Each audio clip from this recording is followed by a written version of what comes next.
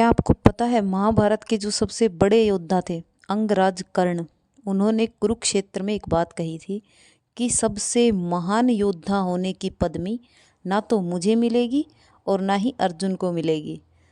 तुमने वो अधिकार हमसे छीन लिया है। यह बात कर्ण ने किससे कही पता है आपको?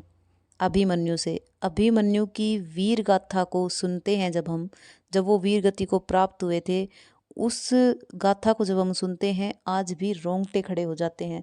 वही 16 साल का बालक जिसने चक्रव्यूह में घुसकर दुर्योधन को नंगा किया था। अभिमन्यु अर्जुन और सुभद्रा के पुत्र थे।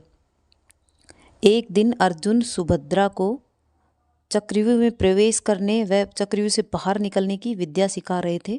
तो चक्रव्यूह में प्रवेश कैसे करना है ये बात सुभद्रा ने सुनी, और चक्रव्यूह से निकलते कैसे हैं ये बात बिना सुने ही सुभद्रा सो गई।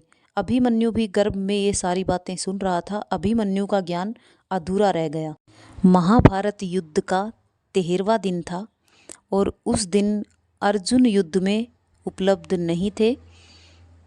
तो उस दिन कौरवों ने चक्रव्यूह की रचना की थी जिसमें प्रवेश करना पांडवों में से किसी को नहीं आता था। पांडवों में ऐसा कोई योद्धा नहीं था जो चक्रव्यूह में प्रवेश कर सके।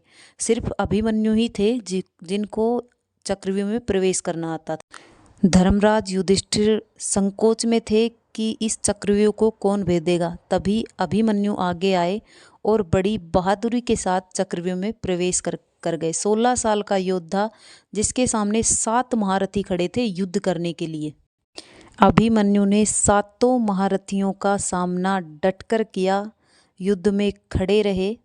जिस दिन अभिमन्यु वीर गति को प्राप्त हुए थे, युद्ध के 13वें दिन कौरवों ने अधर्म की सारी रेखाएं पार कर दी थी। अभिमन्यु को छल से मारा था उन लोगों ने। अंत में कर्ण ने अभिमन्यु को गले लगाकर कहा था, जब भी कलयुग में महान योद्धाओं को याद किया जाएगा तो ना तो कर्ण को कोई याद करेगा, कर्ण को महान योद्धा बताएगा, और ना ही अर्जुन को।